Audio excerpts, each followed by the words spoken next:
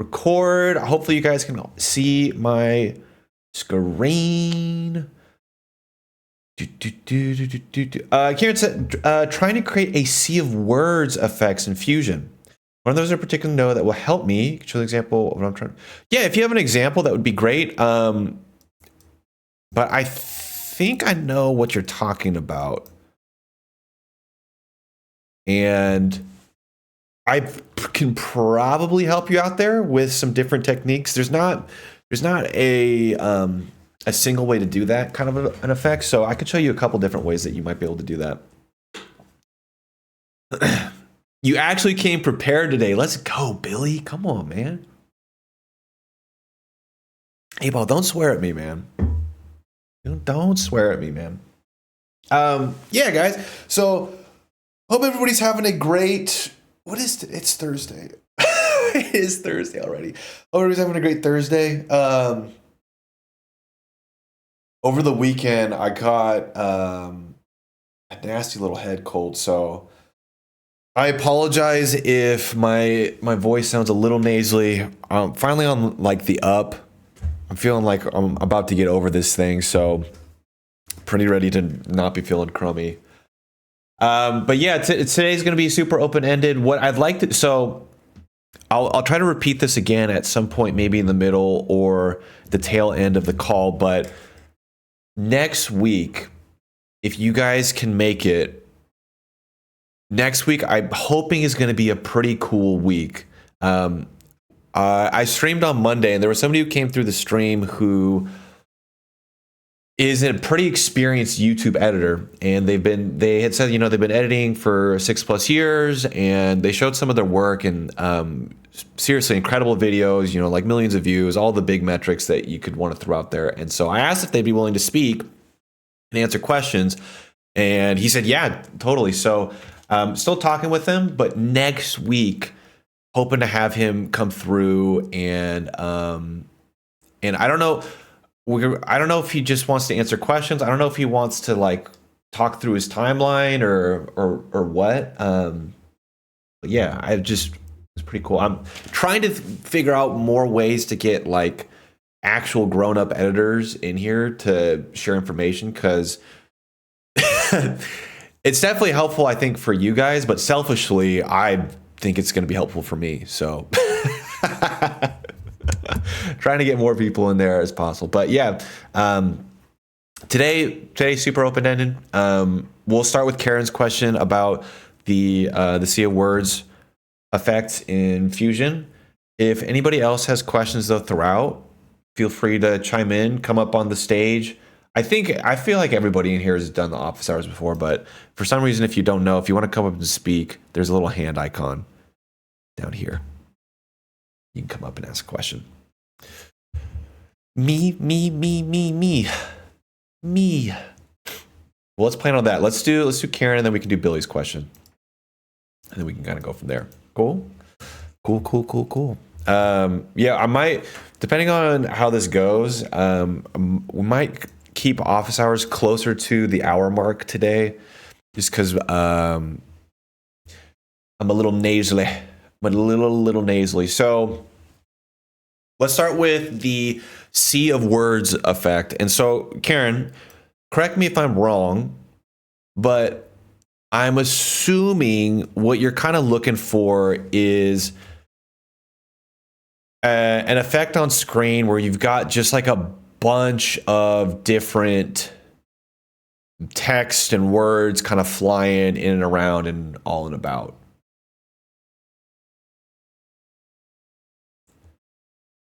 Yeah, that would be great.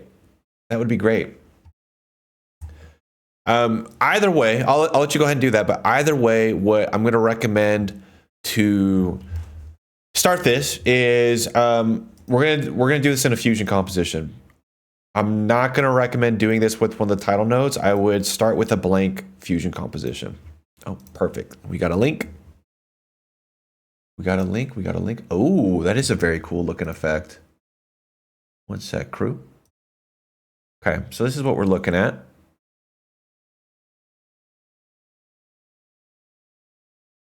Oh, okay.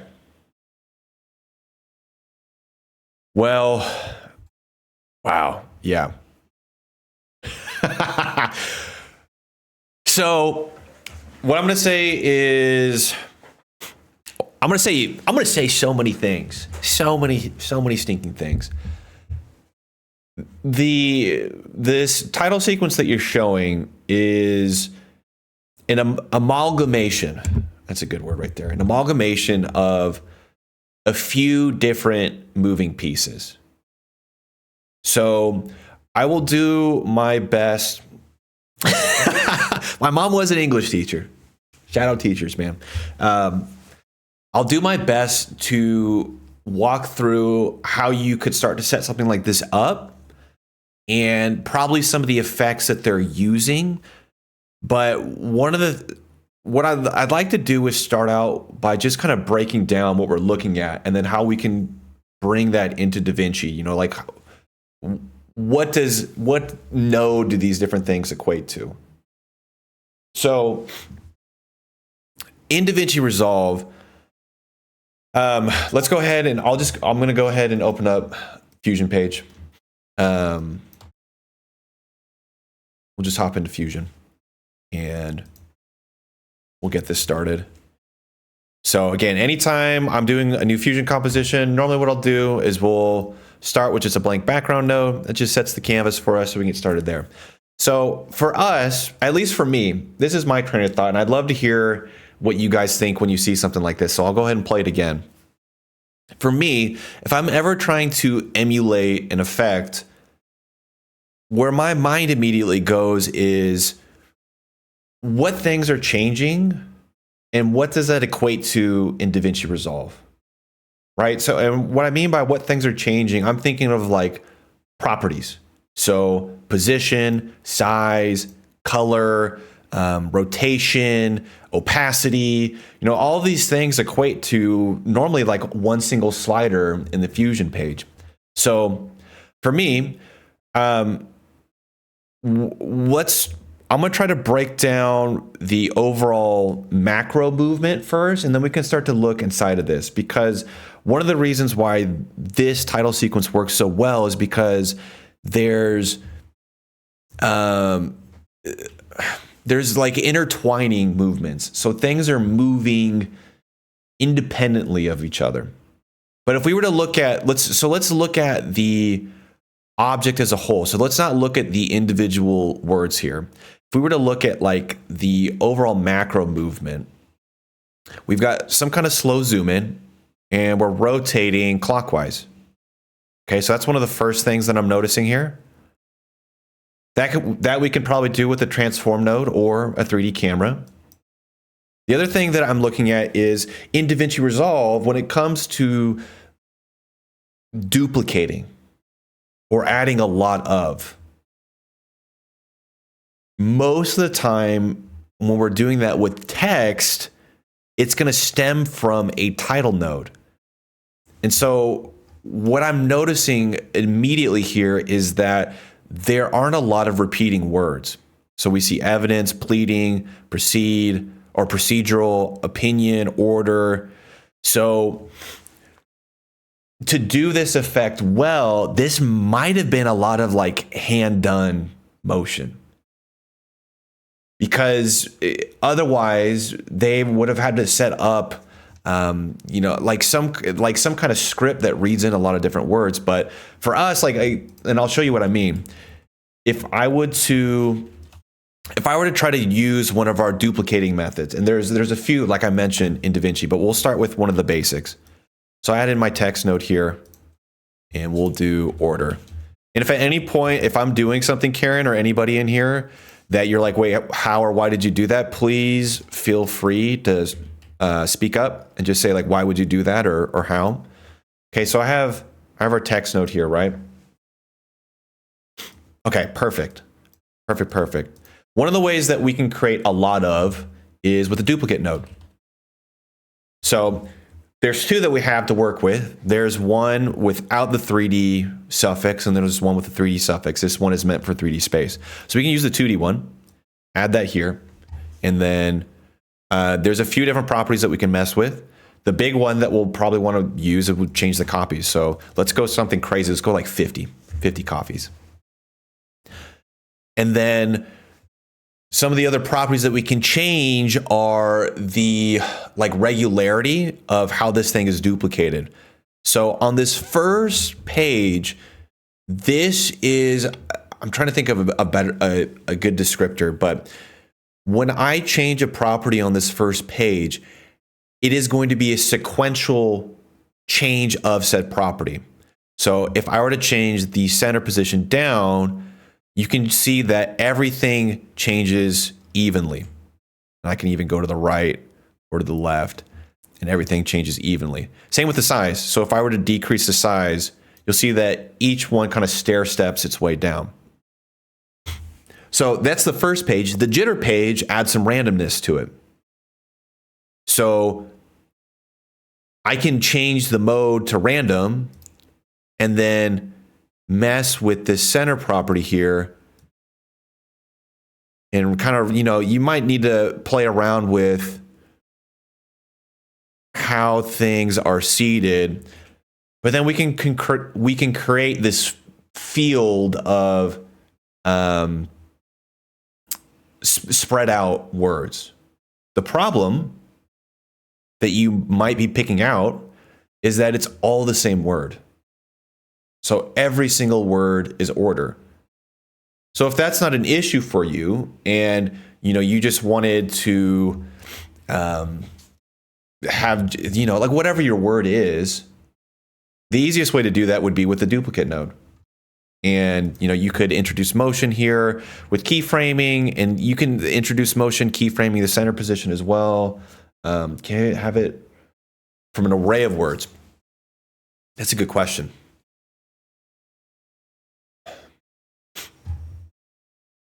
So AG's question is, we're looking at one word variable here.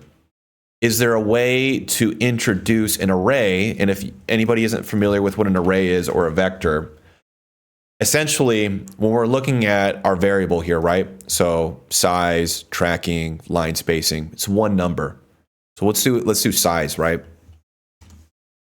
Well, an array would be a list of those numbers. So instead of just 0.25, it would be 0.5, 0.75, 1, or let's do not even, so like 0.1, negative 0.1, etc. So what he's asking is there a way to set up something where you add in like all of your words? So let me make this bigger. Order, law, process, and it reads it in. Does anybody know in here if there's a way to do that off the top of their head? I could play around with some things, but I'm not sure. I don't have a solution to that quickly. What's up, Stealthy? Also, welcome in, everybody. Welcome in, welcome in. So if anybody's trickling in late and you're newer to office hours, this is a time to ask any and all questions. Right now, we're talking about how to create this, where is it? This effect. Like if you wanted to emulate this effect in Fusion, how you would do it.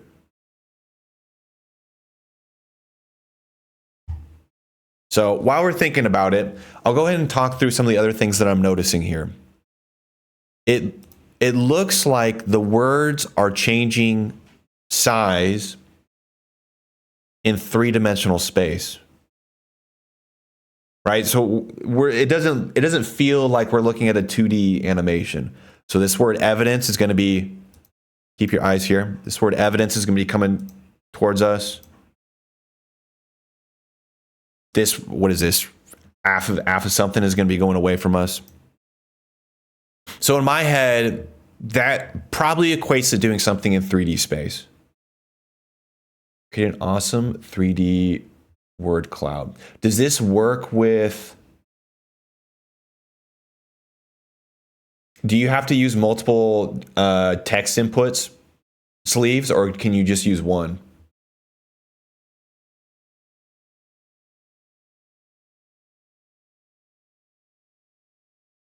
So Sleeves just shared a link to a video called an array. How cool. Okay. Very cool. So this is kind of what we're looking for here. Ish.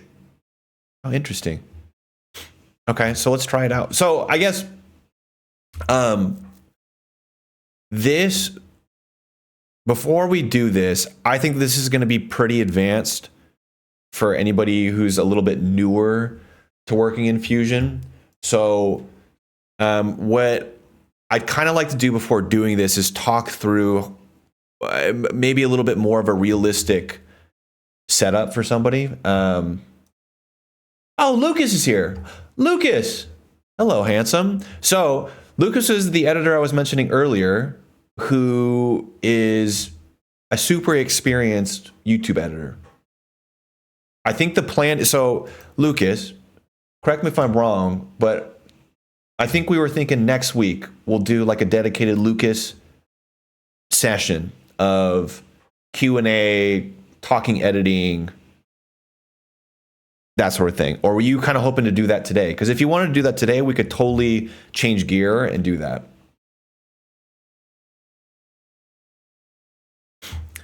Yeah, so this is definitely not a basic Fusion thing. So what I would recommend looking into, Karen, is one, the duplicate node will take you a good chunk of the way there. The other way that we could do this is through the particle system, which is what Sleeves is showing. So the particle system is DaVinci's way of, I guess, creating particles. I was trying to think of a slick way of saying that. But if you go up to the upper left corner over here in your effects tab, go to the tools menu. There's a particle section over here. We have a whole bunch of tools for creating random little small objects. And you know what? Actually, Peach has a really good video on this. If you need to reference this later, here, right here. Really, really good video. Get the link for that. Okay, perfect. So next week, we will plan on chatting with Lucas, and I'm super excited about that. So, yeah, just if anybody, like, if you're here today and you're curious more about like professional editing and like the YouTube space, would highly recommend swinging by next week. Highly recommend. Okay, so the particle system is pretty slick, and I'm not as familiar with it as maybe a couple people in here. But basically the way it works is, and I guess a question for you, Karen, have you used the 3D system at all, like the 3D camera? Because it might be easier to explain if you have. Only tutorial stuff? Okay, well, okay, that's totally fine. So the particle system it's pretty similar to the 3D workflow, right? In the 3D space, you start with, you'll work with 3D nodes like the merge 3D node, and you've got your camera 3D node, right? And this puts you in 3D space. And then in order to get back into the 2D space, you got to add a renderer. Okay, this basically takes all the information provided it here, it kind of flattens it out and puts it into 2D land where we can use it. So the particle system is pretty similar in that you start with some particle nodes. And then at the end of whatever our particle nodes, and it could be anything and everything over here that you want to play around with, at the very end of that chain, you need to use a render node. And this render node will take us from the particle system back into normal Fusion land. Lucas said, let's do Q&A next week. I'd like to mainly talk about business stuff. Oh, hell yes. Hell yes. I think that'll be super useful, man. Super useful. I have a hard time, I think, to not completely derail the Fusion talk, but I don't think the business side of editing specifically for YouTube, I think there's a lot of good information about, rates and charging in a more professional like ecosystem or like a field that has more income. But specifically for YouTube, I just think there's a lot of misinformation out there. So yeah, man, that would be incredible to do. So next week. So with the particle system, if I were to look at this node here, and actually, last thing I'll say on the topic of Lucas chatting is if you guys have questions, maybe make a little mental note, jot it down on a sticky pad to ask him. So the way the particle system works is you start with an emitter. And this just says, hey, generate stuff for us, right? So this just says, I need to generate things. Just start generating random particles. And just like any other node in Fusion, you got a bunch of properties over here that you can change to control it. So the emitter itself, if the number is set to 10, each frame, it's going to be, let me change the size a little bit. How do I do that?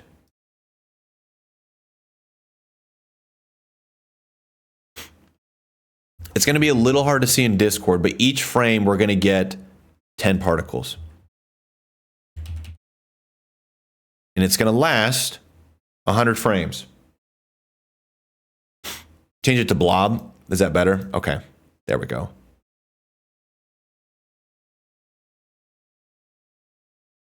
Good comms. So what we can do is, if you would like to have random floating text, is instead of working with blobs, you can feed in whatever you'd like to go into this space. So what we can do is we can change the style to bitmap. And when I do that, so keep an eye on this node right here. I'm gonna hit Control Z. Well, it's not gonna do it, but let me add a new P emitter node. Notice how there's no input on the node. When I change it to bitmap, we get this input that we can feed into it. So the bitmap input, if you're unfamiliar with bit mapping, it's basically it takes any image and flattens it into yeses and nos. So if I were to take this text node here, and let's change the color to red. I can use this bitmap node, feed my text into this node. Let's preview it. All right. So what are we seeing here? Well, we're seeing the areas that the bitmap is saying, okay, no stuff here, yes stuff here. No here, yes here. And I can do this. No matter what color I change the text, doesn't matter if I change this to a gradient, right? It doesn't matter what I do. All it's looking for, is stuff there? Yes. Is stuff not there? No. So bitmaps are kind of ways it's like a very logic-based node. So again, in order for us to feed information into this P emitter, we got to make it so we got to convert it into a format that it can read. Just like sometimes you can, you render out videos in different formats. It's like a very similar concept here. So now I can feed this information in the P emitter, and you'll see it might be a little small, but if I go over to the side here and change the size, maybe we change the size of the region. Now we have our floating text. Pretty cool, huh? Pretty nifty.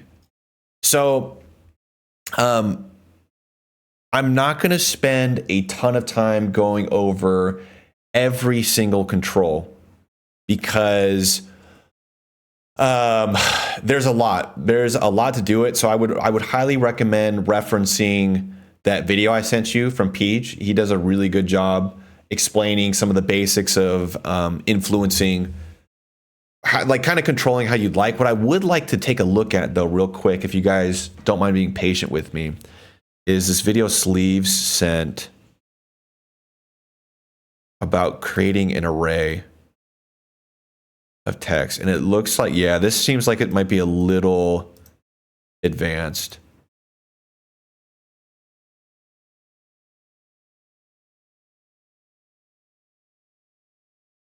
Interesting.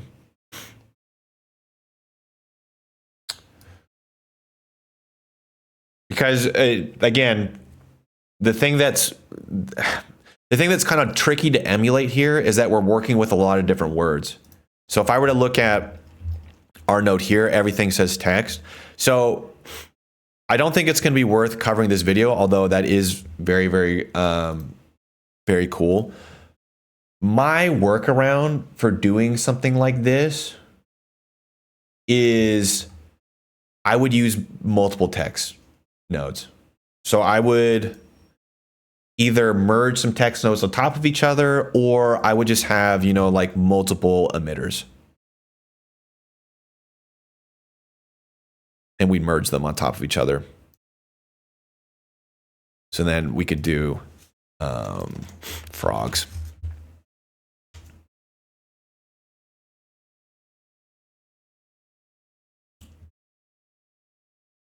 So depending on the amount of variety that you'd like, you know, you do a bunch of different text nodes, but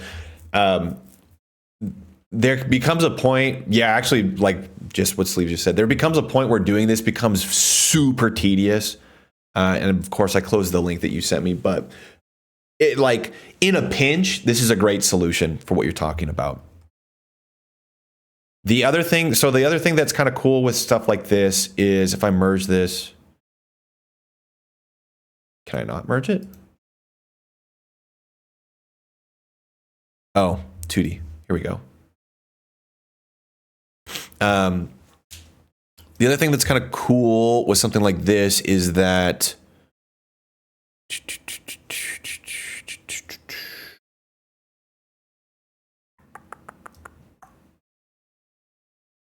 I have to do, I'm not as familiar with this system. So what I'm looking for is the depth of field blur. Is that blur controls? There we go.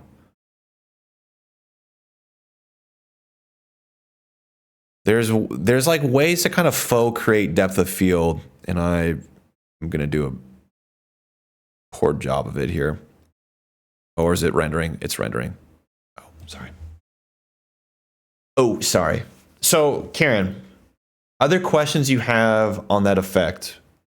There you go. So, like you can kind of create your own faux like 3D camera kind of an effect. The word of caution is that using the particle system is pretty taxing.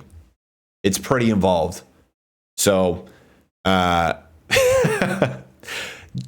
would recommend doing your best to like save any kind of like resource intensive things that you're going to do. So like depth of field or like really heavy motion blur towards the end of the process, toggle them on, try to render it and hope for the best. Just where to watch the recording. So all the office hours, hopefully I've been doing good. Live on the second channel. So if you go to my second channel, you go to the playlist, there is an office hours playlist right here. That'll have all the office hours recording. Or if you ever forget that, in this Discord, if you just go to the chatting pool, I normally will post a link to the most recent office hours.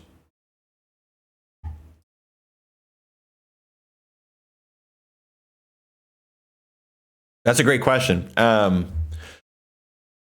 Yeah, that video that you had sent over, that is a super well done title effect. Like the only thing else that I'm thinking about was like some of the glows and compositing work that they did with colors, and I feel like that might be a little bit too much to get into here. So I hope this is a good starting point. Okay, perfect. Yeah. Good question, Karen. Thank you. Thank you. I deleted my round of applause sound effect, so just know that in my head, I'm clapping. Billy, did you want to ask your question if you were prepared?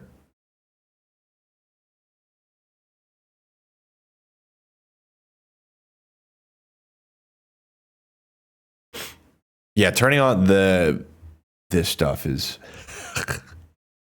a lot. Did you do a depth effect on top of that 3D text? Did you do a depth effect? In this example?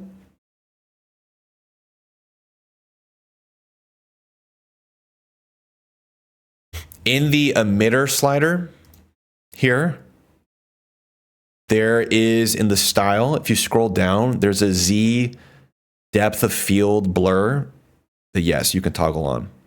The other option for this is that you can leave this in, or can I not? Huh. Why can't I put it back in 3D space? Restart? How interesting. The other, let me try deleting this and adding another one, P-render. The other option that you have is you leave this in 3D space, feed it into a merge 3D node, right? And then you could put in your camera, your 3D camera here. And then, you know, you do your normal like depth of field thing. So bring the camera here, change the focal plane to be wherever you would like, and then render 3D, add your render 3D node. And then we would want accumulation effects.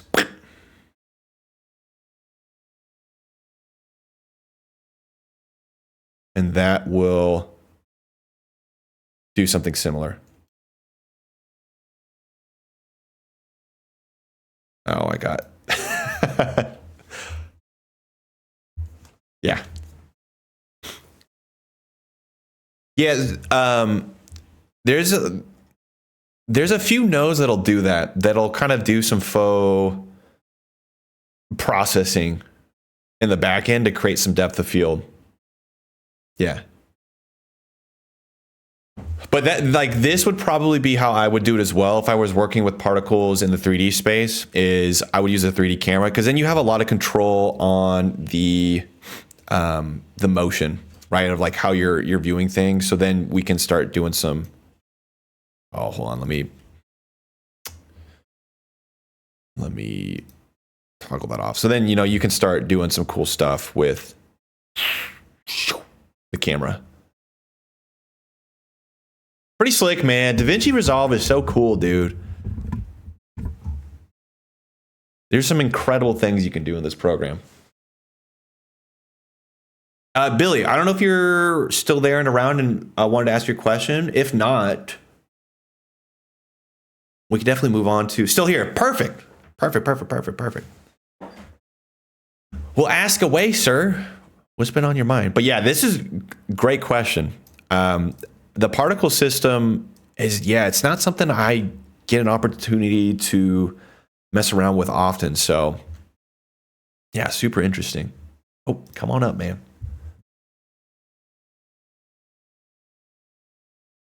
Hey, how's it going? Hey, man. How we doing? Good.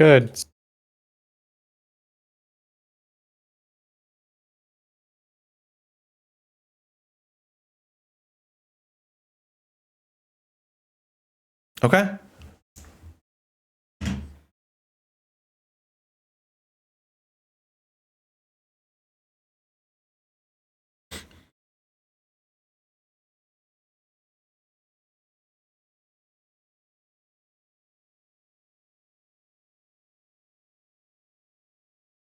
Okay. Let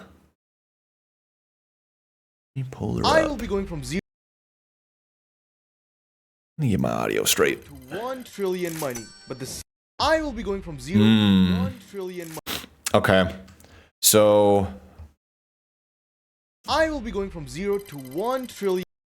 The thing that is tricky here is the commas in DaVinci. Right. So there, I'm gonna have to look it up, but there is a really good video that shows this. Let me find it real quick. But then I can show. Go ahead. I could get like the random numbers, but I couldn't get it to exactly a trillion, right? To like count up exactly how I wanted it to. And then when I did set it up to go to a trillion, then it wouldn't really do the numbers how I wanted to with counting up. Okay. Let me. So this is the video that I am referring to. It's from. I'll share this in the shot from Mr. Johnny Mark Baker, and it's a little bit more advanced for a counter tutorial. And there's a way to add commas. Here it is. Right in here.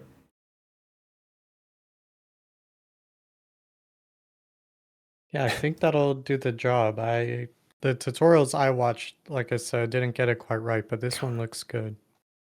Yeah. So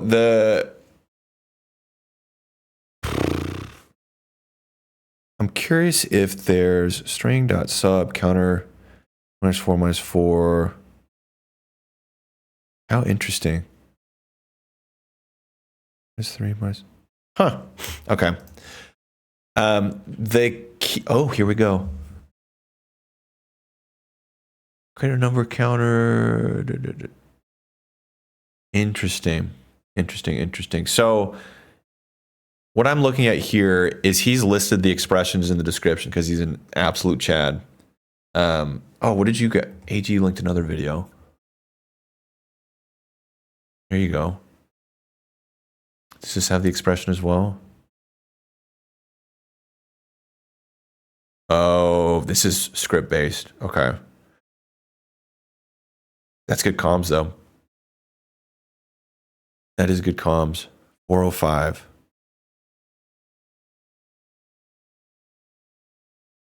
And does he just paste this? Scripts. Yeah, it looks like he just pasted it in there. So it looks like there's two methods for doing this.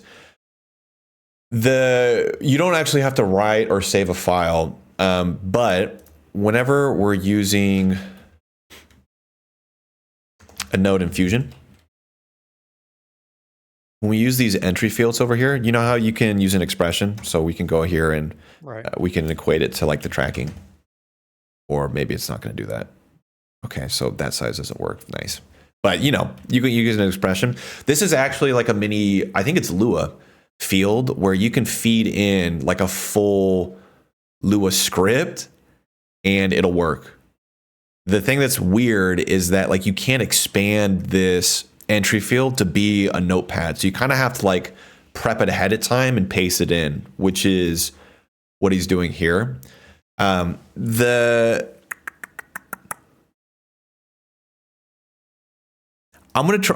try both ways, but I think the key for this effect for me is twofold. So you've set up the counter variable, like you've been able to set up the counter itself? Yeah, so I just right-clicked the text field and did the expression there. Did you do it with a variable? Not sure. You say not sure? I don't remember really. Okay. So most of the time when people do like number counting, what they'll do is they'll set up a separate counter variable. So you may or may not already be familiar with this, Billy, but for anybody else who's never done this before, it's really not that bad of a process because Fusion is the best. It's kind of like creating a macro for the first time. Like the first time you go about creating a macro, it feels pretty intimidating, but it's just because DaVinci gives you access to every and all controls possible So adding a new variable is the same way. You don't just like right click and hit add variable and then it gives you a nice pretty slider. You have to like very specifically tell DaVinci Resolve what you would like. So to do that, you can do this on any node, on any page. Well, and by any page, I mean any tab on that node. It's completely up to you. Most of the time, people will do this on a text node. But if I wanted to, a common practice is to use an alpha divide node because there's nothing here. It's a blank slate. But we'll keep it simple. So on this text node, what you do is up in this upper header right here, the node header itself, right click, find edit controls. Again, it's not an add variable button, it's edit controls. And it's going to pop up this crazy looking menu. But again, this gives you the ability to edit, change, add any control that you would like to this node. So what we can do is name this counter. You could literally name this whatever you want. So I can name this counter 1, 2, 3, 4. It doesn't matter. Actually, I shouldn't say that. I would not name this the same thing as like any given property. So don't name it like size, color, tracking. Come up with like a variable name. Choose what kind of variable you'd like it to be. So you want it to be a number. Choose which page you'd like it to go on. And most of the time, we like to have this on the text page because this is the text page because this is the front page. But again, you could put it on the layout page, the shading. User will put it on kind of like a separate little tab over here. So I'm going to keep it on this front page. And then we just got to choose how we like this to look. So you could use the screw, you could use range. I wouldn't use these bottom four, but I like to use the slider control. And then the only real important setting for you is probably going to be check on integer. If you don't do this, what DaVinci Resolve will do is allow you to choose any number with a decimal. So if I was sliding between like 1 and 100, you could land on 33.578965321, like forever, for infinity, for as long as that decimal goes out. There's ways to get around that, but a really quick, easy solution is to change this to integer. And then we don't need any of these. We just hit OK. And now when I scroll down, we have this new counter variable. Look at it. It goes between 0 and 1. How cool. Now, just like any other variable, or not any other variable, but for a majority of the variables on this page, we can enter in numbers bigger than this. So I could enter in 100, and it'll go now up to 100. In fact, it now goes up to 128. Let me go ahead and merge this text entry field over here. You'll notice that we're not seeing it. So how do we get this number on screen? Well, to do that, we go into our text entry field, add an expression. And in this little expression box down here, you can either use what is it called, like the pick whip, and connect it down there, or you can type in counter, and now you have a counter. So now when I slide this around, the number changes. So we could enter in 1, 3, 1, 2, 3, 1, 2, 3. So it looks like we're only going up to this specific number. So I'll address how we can get around that. But anybody have questions on this process? This is the basis of how we set up a counter variable. So we keyframe, and now. So when you asked about me doing the variable, I just wasn't sure what it was called, but I did try this and I was able to modify it so I could get it to a trillion. But then when I animated the keyframes, it wouldn't count up the way I wanted to. It like keeps zeros at the end. Keep zeros at the end. So like I just changed the range there under like integer on the right side. And I manually typed in a trillion.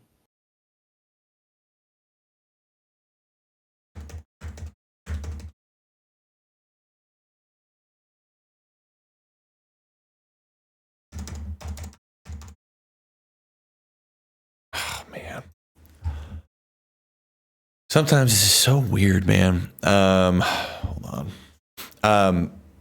I'm curious what you mean by allowed. Oh, we want this to be at 12. Is that a trillion?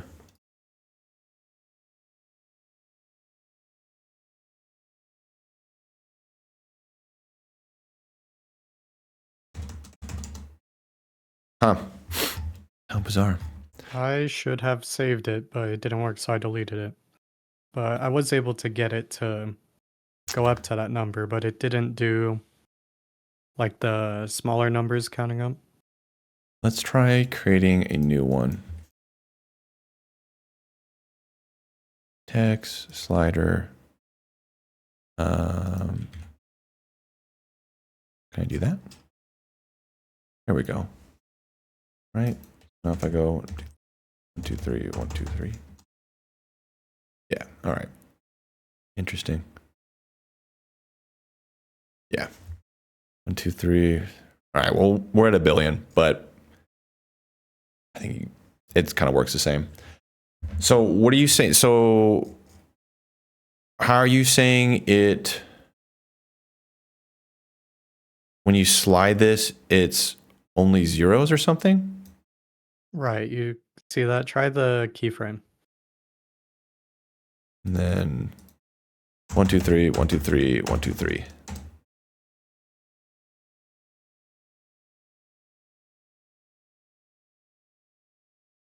You're only getting zeros over here? Right, and maybe that was because I typed in a trillion, not a billion, but either way, yeah, it was like repeating zeros Well, up till a trillion. that might just be a weird fluke with your spacing. Because if I go, like if I keyframe this on frame 100 instead of frame 90, we're going to keep it there. But that's because, I'm incrementing it in increments. Like I'm dividing by 100 here instead of so that might just be a weird keyframing artifact. Okay, I see. So then how would you do the numbers counting up? Maybe not with the variable, but I guess you did send that other video. So there's a couple things that I find that, like whenever I'm doing a counter variable, so if I were to pull up this example again, I will be going from 0 to 1 trillion. so something that you'll notice here is that the $ here stays fixed in place. And if I were to play our animation, this left border is moving. And we also don't have the $. So I think the $ is probably something you figured out. But for anybody who doesn't know, if you want to add in other text or strings in this entry field, the syntax for it, and it's probably going to be hard to see on Discord, so I apologize for that, but it's comma, quotation, whatever you'd like to add. So we can do $, we can do $3, end quote, and then period. And that'll append whatever you'd like to add. If you want to have a space between these things, you just need to make sure you include a space in the expression. So whatever goes in here in these quotation marks is what gets added. To have this $ stay fixed in place, it's a quick fix. Just change it to be horizontally anchored to the left. And now this will change our center position to be on the left edge of this. So now our number will expand outward. The comma trick is the last part of that equation, and that's where these two videos come into play. Because what we need to do is insert a comma in between these numbers. But conventionally, like if I were to try to do the same thing here, right? Like I can't add a comma in between that number. So the way those expressions work, I'll try one of them. We'll see if we can get it to work. So this one should be ours. these will look at the variable. It'll condense the variable size to be only a certain length and then insert a comma. So if I were to paste this into my notepad, if you're trying to understand what we're looking at here,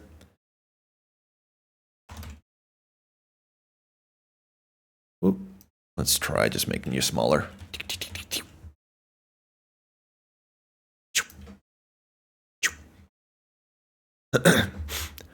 So if I were to try to like decipher what we're looking at here, we got our dollar sign, right? Well, that's the one we know. Dollar sign dot dot. This string dot sub function. I don't know for sure, but I'm assuming what it does is it takes a look at our variable. So this is the counter variable. Ours is going to be counter 2 because we had to update it. So for us, it would be counter 2. Takes a look at it. Takes I don't want to phrase this.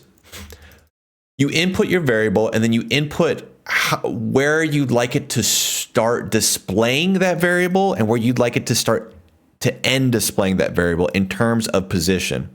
So I think he does a better job explaining it in the video, but if we have a number that's 1 billion, this would be the first position, this would be the second position, third, dot, dot, dot, dot, dot, 7, 9. So this says, okay, take a look at the counter variable, but I want you to display everything from position 9 to 7. So this won't quite work for ours because we're going up to a billion, which includes this 10th spot here. So I will, I'll change this so that we're going to 1, 2, 3, 1, 2, 3, 1, 2, 3. And dare I remind you, I needed a trillion.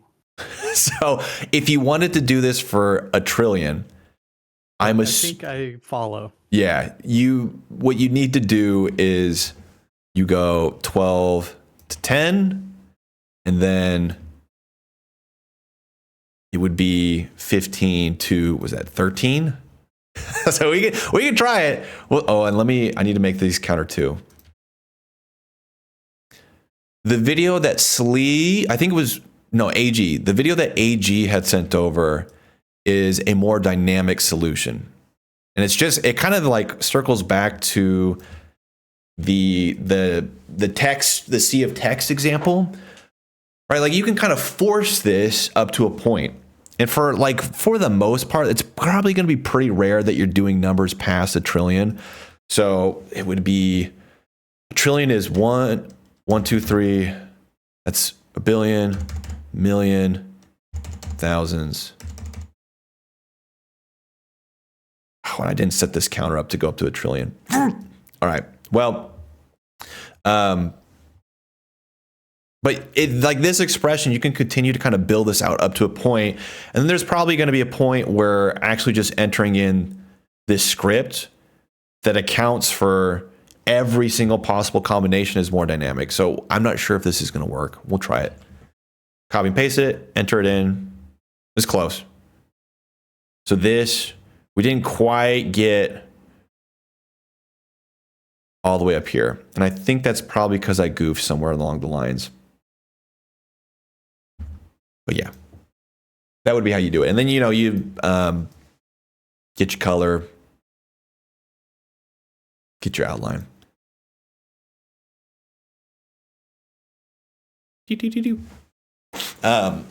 Yeah, there looks like there's. I think that's perfect. Yeah, I think I can modify it and figure it out. Okay. Somewhere in here I goofed. I don't know. Somewhere in here. But that all good. And that append to the left helps a lot too, because I was wondering how to stick it that way. Yeah. Sorry, I'm trying to I'm trying to think where I went wrong. Oh, between each one he has a quote, comma, quote. Oh. You're so right and so smart and talented. You are so right.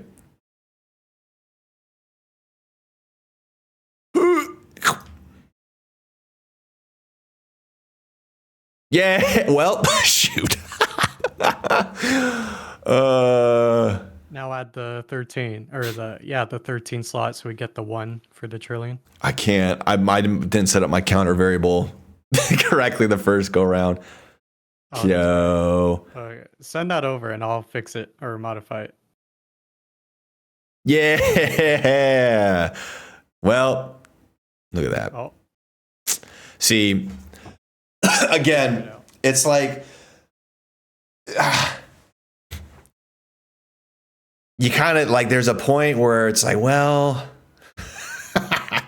now do I have to like set up multiple text nodes and then swap it at a certain point?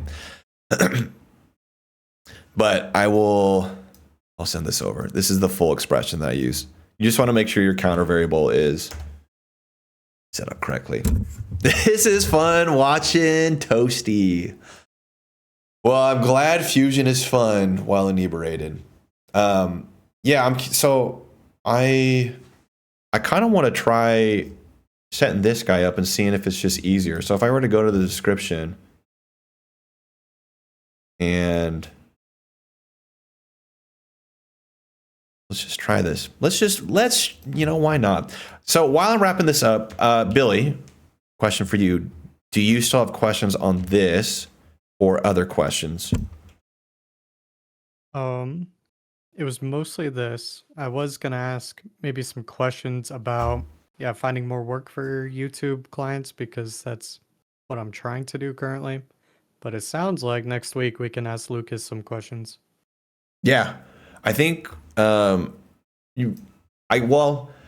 would say if you have a question that you're kind of curious about now, I would definitely ask it. But it might be good to ask Lucas as well. I mean, Lucas is here, so he can chime in if he wants to. But I guess I'd say it's completely up to you. I will write down some more concise questions and just ask next week. Okay, perfect, man. Well, that sounds good. Also, that script totally works. Oh, does it?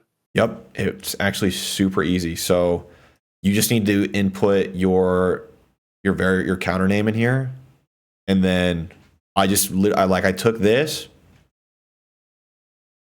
pasted it in here,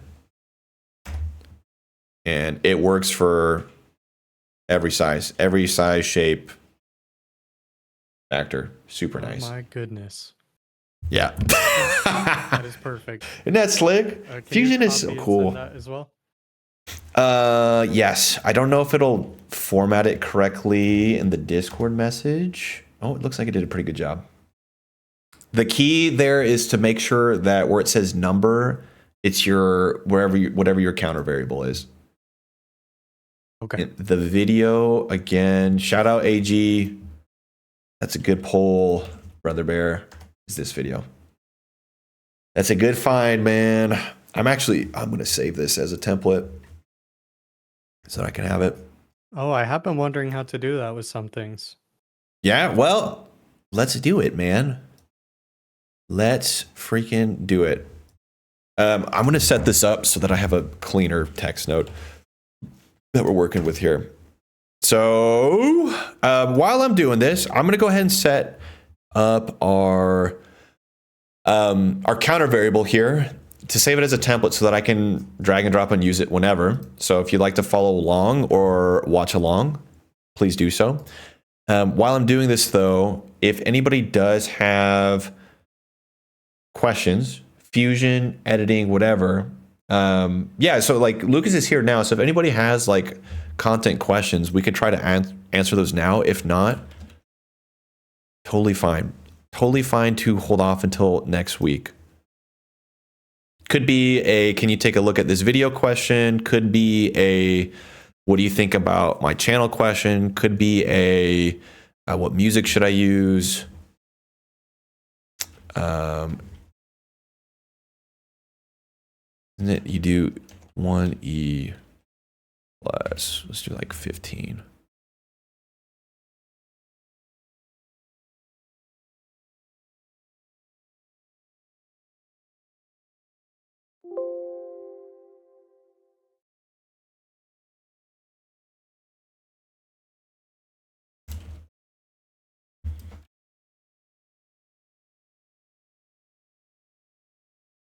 Okay, I think I set that up correctly. So I just recreated that counter variable here. I'm going to add my expression and then take this here, change that so my variable the same, enter that in here. And now if I change that, got numbers. So I'm going to go ahead and set this up with some pre-configured stuff. So I'm going to change this to be, let's do Havitas. This is a fun font that we can use. And then I don't think I want to add glows or anything. We'll just leave it as is. So to save this, we can save it as a macros or template. I'm going to save it as a template just because I kind of have a few text presets that I'll already use over here. So to do that, I'm going to right click on this text node, setting, save as. And I'm going to call this counter comma. Save this anywhere that's easily accessible. So desktop is normally where I like it. You go to your documents, but wherever is like easy for you to find, go ahead and save it. You normally can't save it directly to your templates folder. There's like a weird permission, at least on Windows, there's a weird permission thing that normally will block you. So now what I'm gonna do is I'm kind of dragging DaVinci off the side here so I can find that file. I'm gonna right click in this area, hit show folder to bring up this templates folder.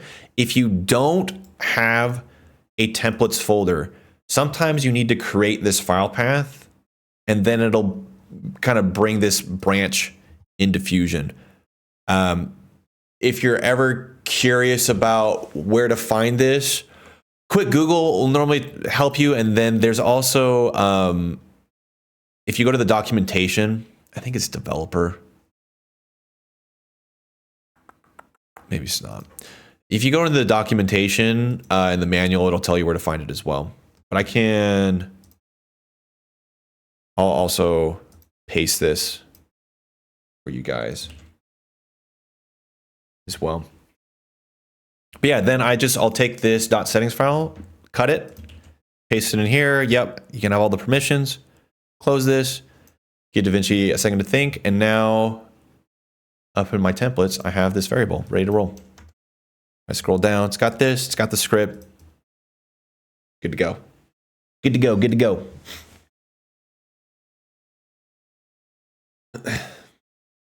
Thank you for showing all of that. Yeah, of course, man. It's a good question. It's like one of those things that you think would be pretty easy to do, but is surprisingly weird to do in Fusion. Right. Yeah. But that's everything for me. So thank you. Yeah. Thank you, man. Good question.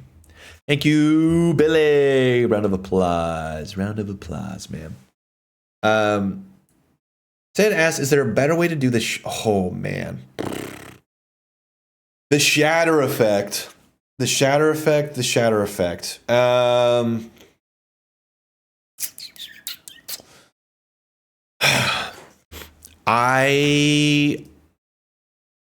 long answer short is I don't know. I don't know. There's nothing that I'm aware of that can easily duplicate that without having to do it by hand. I don't know. Does anybody in here know of like a better shatter effect? Veroni or Voronoi? Voronoi? Grid mask with displacement tool. Is that a like a standard node for Roan? Oh, this is a reactor thing. I have never. Whoa. Huh? Look at that. How cool.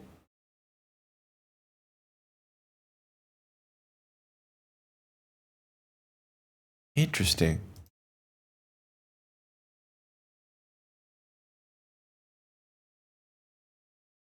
How do you use it? What is the input for? Auto channel.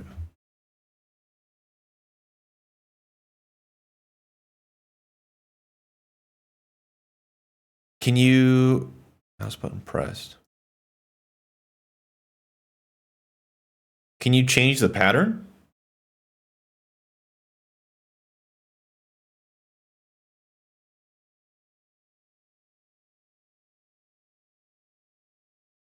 Use info. Fuse is based on the Shatter toy. Reactive running by conversion to DCTL expected the fuse done by. See audio for more fuses in this category. Okay. Interesting.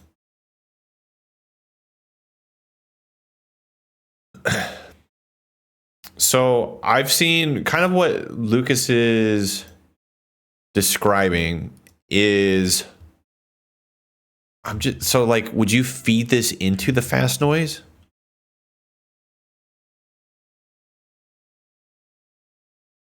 Because I'm curious how you, I just don't know how you control this.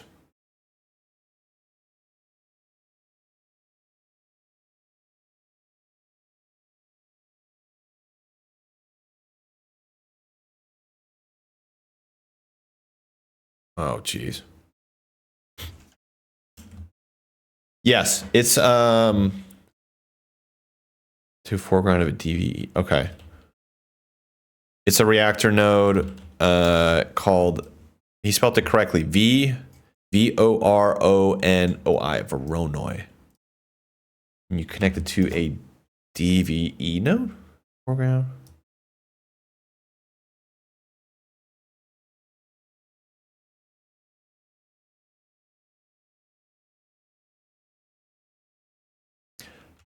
I don't know if I like this though. Like I understand what you're saying.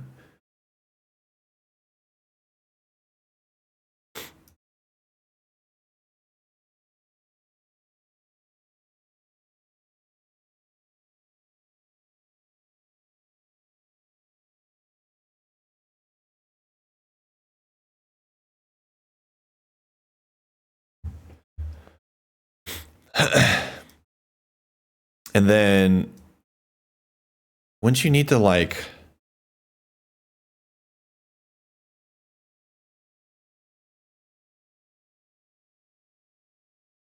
that's so the basis I think of what Lucas is describing here is kind of like it's basically being like very precise with your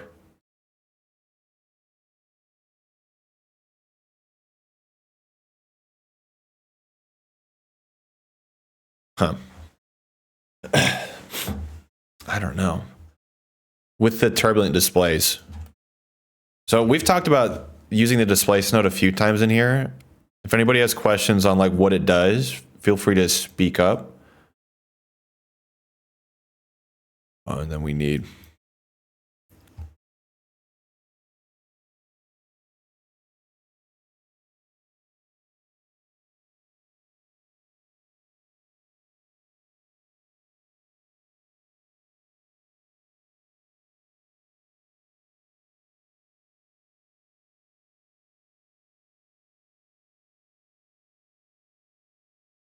Sorry, I'm realizing I'm kind of going silent.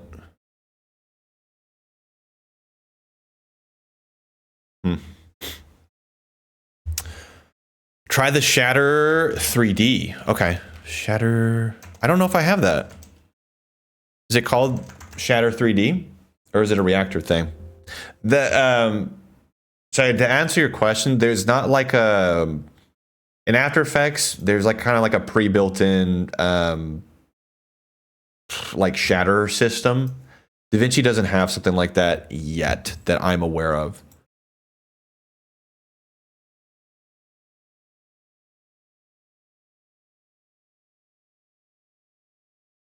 No, don't do that. 3D shatter? Shatter?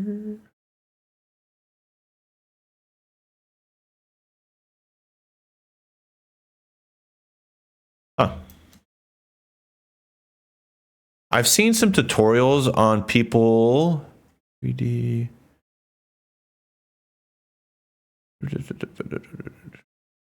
I've seen people try to emulate this, and it ends up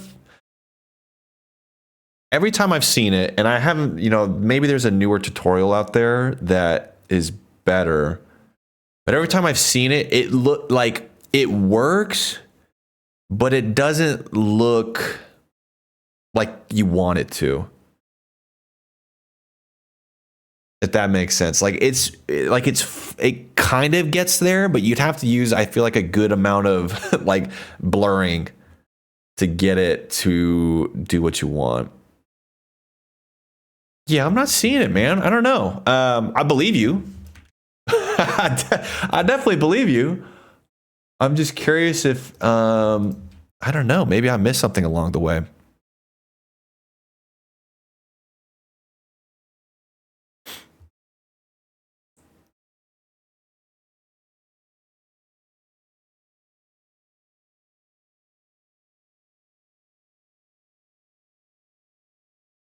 Replicate 3D?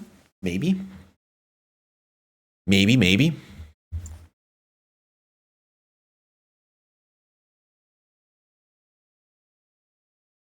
It is a common effect that I see people ask about often. And I'm curious as to like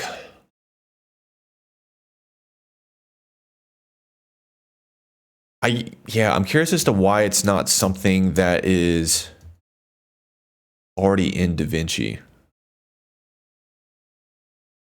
I feel like Fusion in particular is caught up to like basically all and everything that After Effects can do at this point, but there are like a few things like this that are just strangely not there. Anytime I've had to do some kind of like a shattering look, I normally have to go and download like some kind of stock pre-built in, pre-rendered video, and then kind of like faux do it.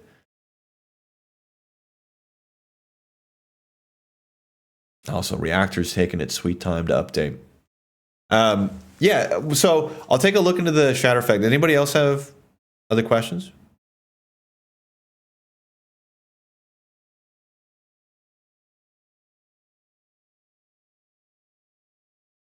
Yeah, so I remember this one.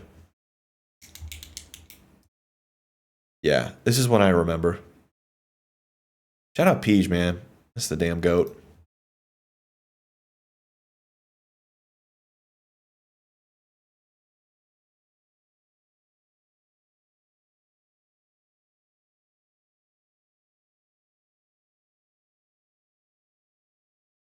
Interesting.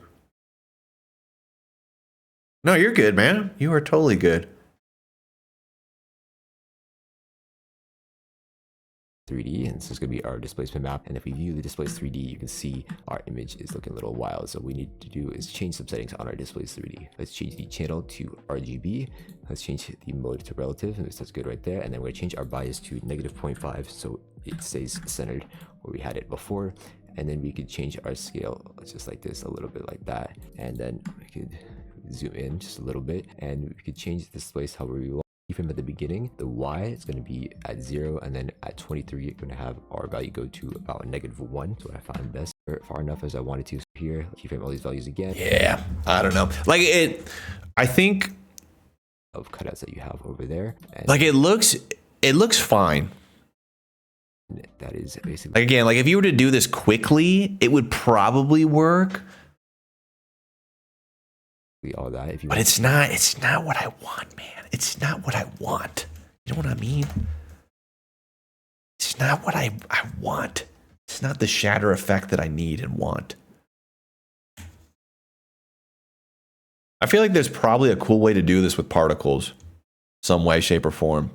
Like where you actually, that's got me thinking. I wonder if you were to like start with the particle system. In my head, okay, I'm not going to do it now because I feel like it's might be too much time, too much tinker time to figure this out. But in my head, what you could do is please. Hello? Hello. Thank you. I wonder if there's a way, and maybe there isn't, and it's why nobody's done it yet, but you take your P emitter, change the point to be the n-gon, and then have it be whatever shape that you'd like. So maybe you could even vary the sides to be whatever. Then maybe we can change the size, right? Start with it, and this I think would be the pain, is to start with it in the shape of your image, so 9:16, and then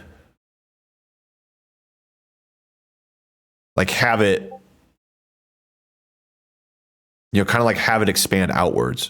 Does that make sense? Am I making sense here? So you'd have to figure out a way to like have it be uniformly set up in the beginning, and then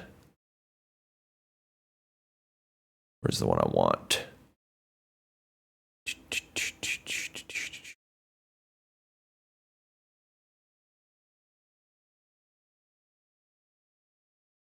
Image emitter. So you know what I'm saying? Like there's got to be a way where you input an image here. You set it up with the right force variable.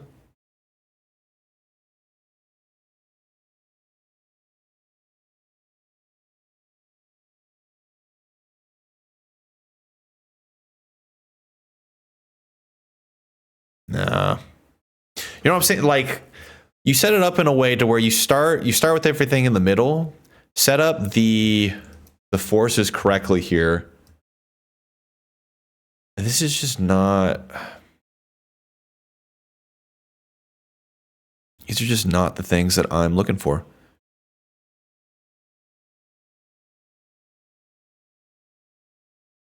Anyways, and then you have the particles kind of like shatter out. Does that like, I think I'm making sense here. I don't know how you would do it. In my head, it works.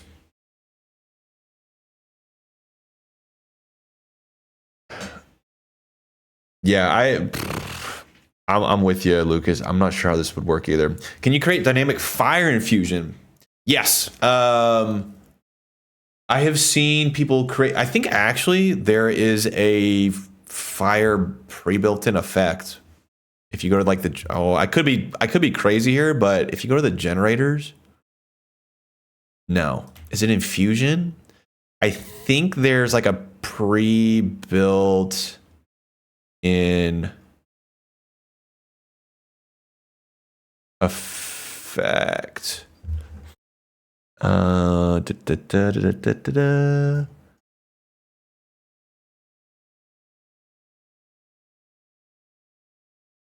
yeah, they have these particles templates. Oops. This isn't it. But they have, like, there's a few of them out there where, all right. This is not what I'm looking for. Where they've kind of worked the particle system to do some cool stuff. Where are you?